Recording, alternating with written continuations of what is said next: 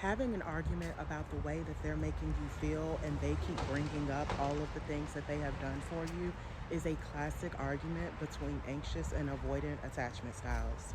Anxiously attached people crave intimacy and closeness, so they are knee deep in their emotions. Meanwhile, avoidantly attached people have problems with closeness, so they are actively suppressing their need for attachment. That means that they cannot recognize the feelings within themselves or the feelings within you.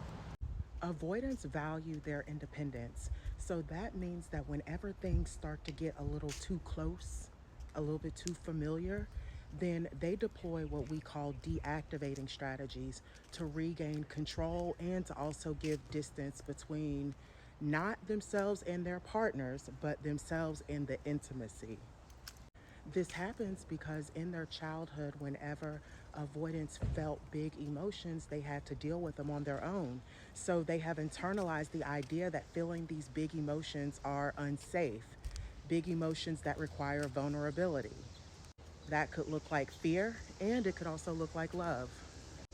Now, it is the responsibility of the avoidantly attached person to do the healing around the wounding that created this attachment style in the first place.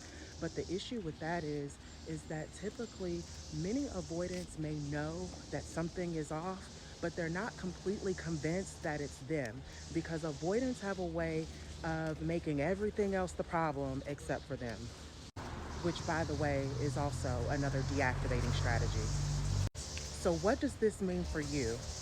This means that anytime you feel compelled to send a paragraph, call someone off the hook, explaining how much you love them, how they're hurting your feelings, breaking your heart, you might as well be speaking Greek because you're speaking a language that avoidants just simply don't understand.